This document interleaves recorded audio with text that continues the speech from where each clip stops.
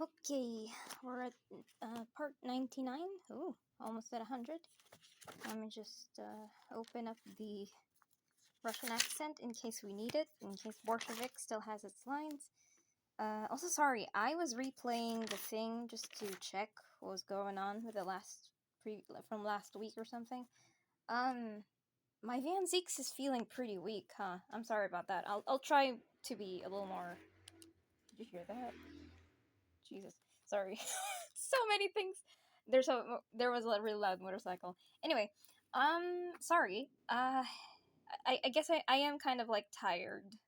Like when I record these, it's kind of like late. It's usually before I go to bed because that's the only time frame I have where there's no noise except for the thing that passed by.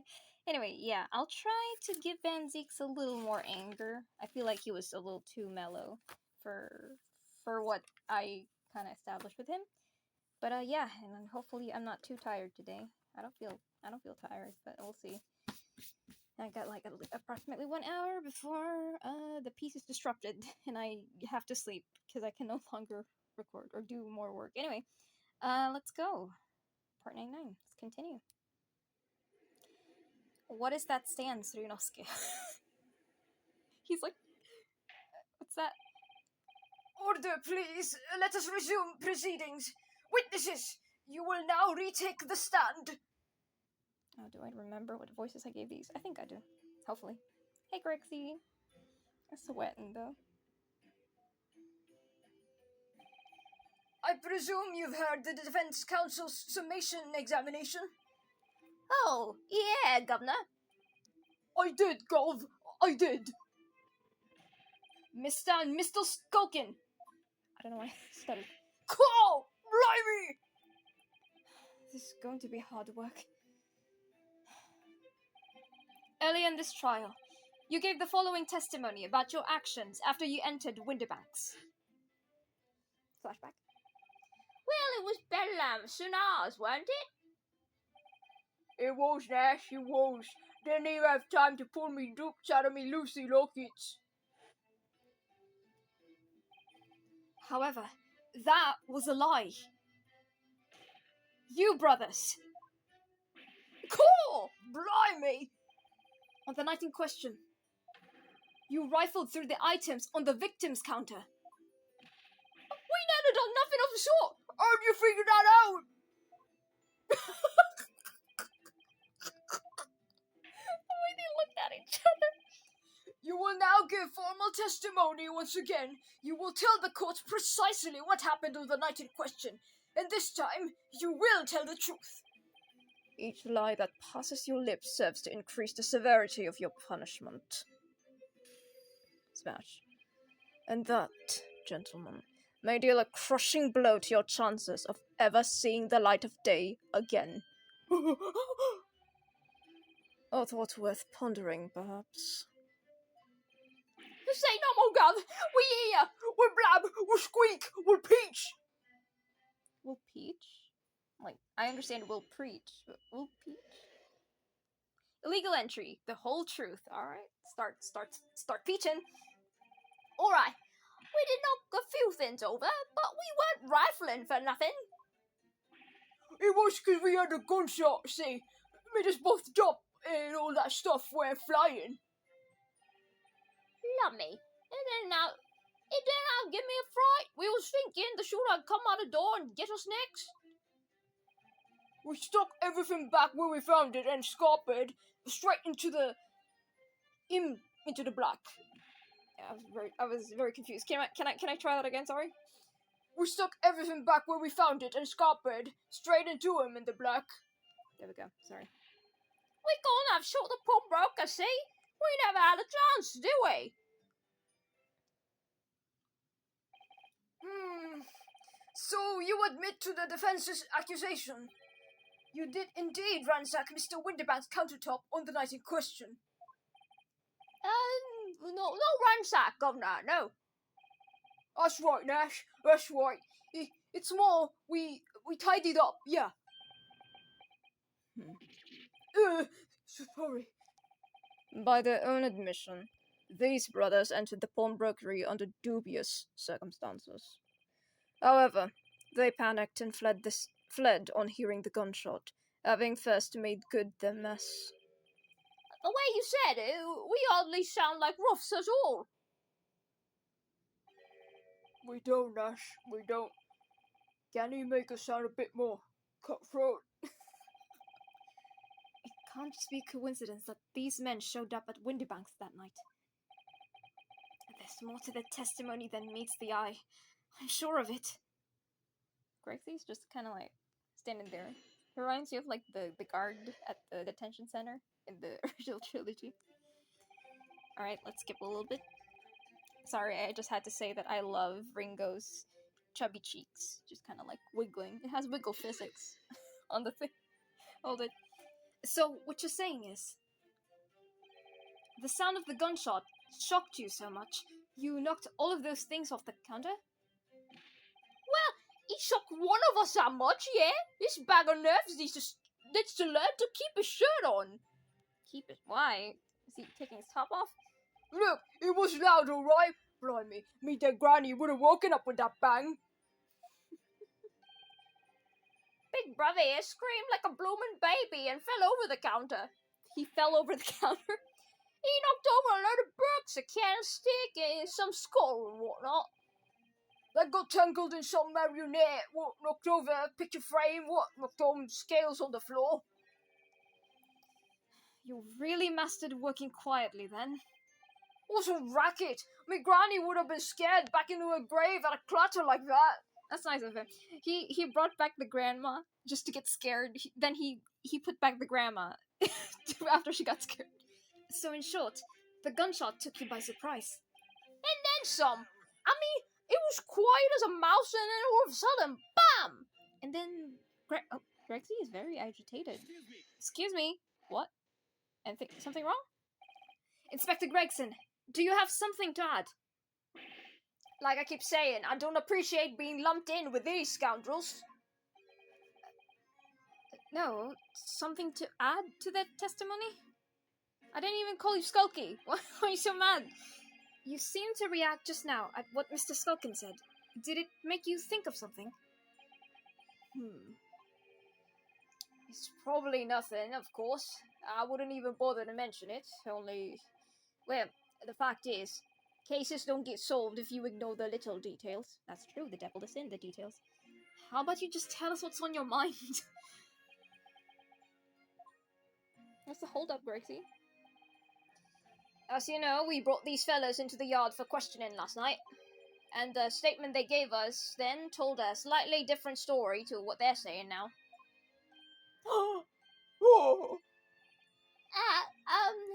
Did it?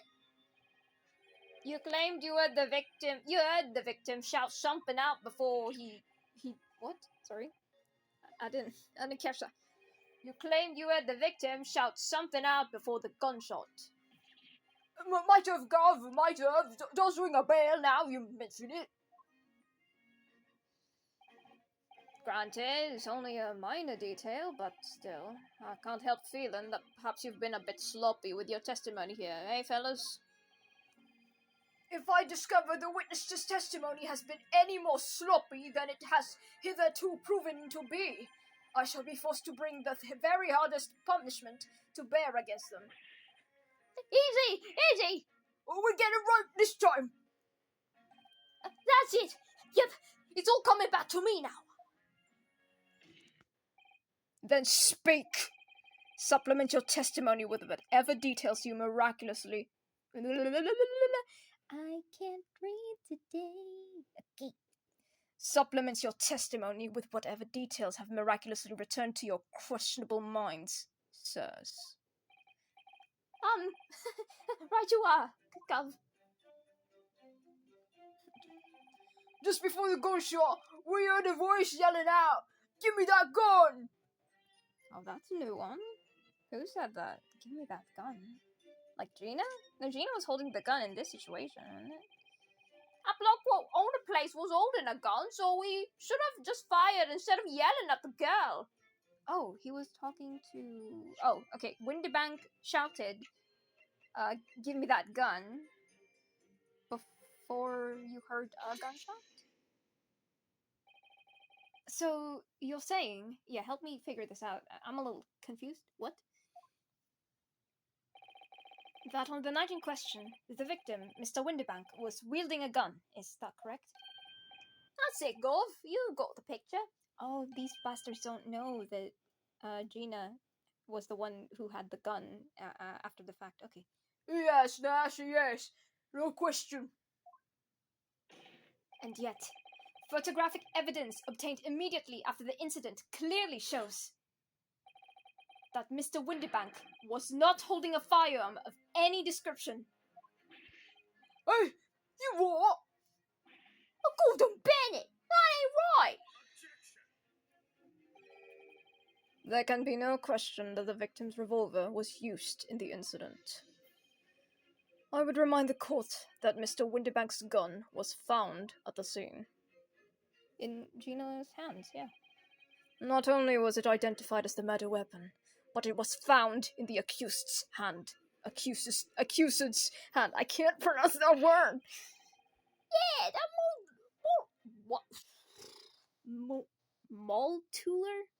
I have no idea what that is. Yeah, that Moltooler used the victim's own gun to finish him off. Give me that gun! Bam! That's a cute sprite. Kind of thing. Hold it. Stay exactly where you are. Right there. Hey? If the crime had taken place as you've so colorfully described in your testimony, it would give rise to an undeniable and significant inconsistency in the final moments you just acted out. Goodness! Are you sure, counsel? You intrigue me, my learned friend. But let's see some evidence to support your claim. Where is the proof that demonstrates this inconsistency in the witness's portrayal of the victim's final moments? Also, I have to make sure that I'm not too close to the mic when I'm doing the bansies, because last time it peaked like a motherfucker. Shit, I was like popping my peas on the mic, sorry. According to their testimony, the witnesses claim to have heard a shout of, "Give me that gun," followed by a gunshot. Indeed, with the two events happening almost simultaneously, or so we've been led to believe. Yes, that's right. Now, if that testimony is true, it would mean that at the moment of death, the victim and his attacker would have been facing each other. However, in the autopsy report, it clearly states, oh, he was shot at the back, that the victim died instantly after being shot from behind. So, as I stated before, there is an undeniable inconsistency in your testimony, Mr. and Mr. Skulkin. Look at them posing. But it's God's honest truth. It is, Nash, it is. When we were shot that night. When he was shot that night. Wait, sorry. The glottal stops. It makes me kind of do a little guesswork. I'm like, we, he. It was he. Sorry. The shopkeeper had a gun in his hand. We saw him with our own blazing eyes. Did I hear you right just now? You actually saw Mr. Windibank holding a gun? Someone like that might have slipped out. Ladies and gentlemen, you have all just heard the admission by these two witnesses that on the night in question, they actually saw with their own eyes the victim wielding a gun, which can only mean that despite their testimony to be contrary, the Skulkin brothers must have encountered the victim in person. Nash. Yeah.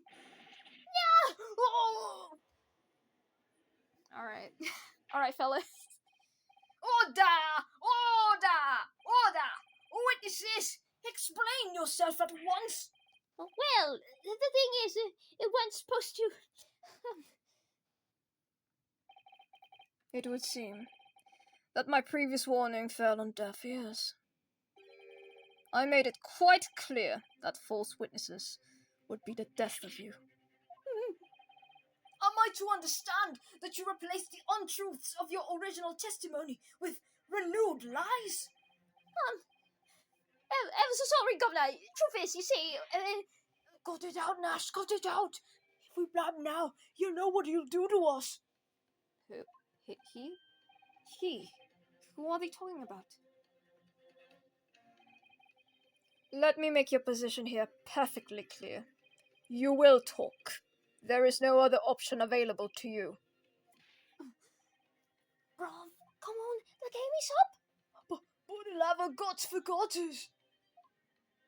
What are you talking about?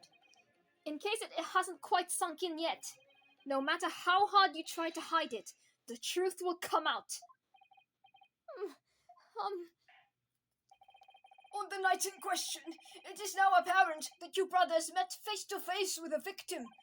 I demand that you testify again to explain the precise circumstances under which this meeting took place. Well, Do we have to? On pain of death. I suggest you make yourselves fully aware that this is your very last chance to tell the truth. I'm running out of breath. Hang on.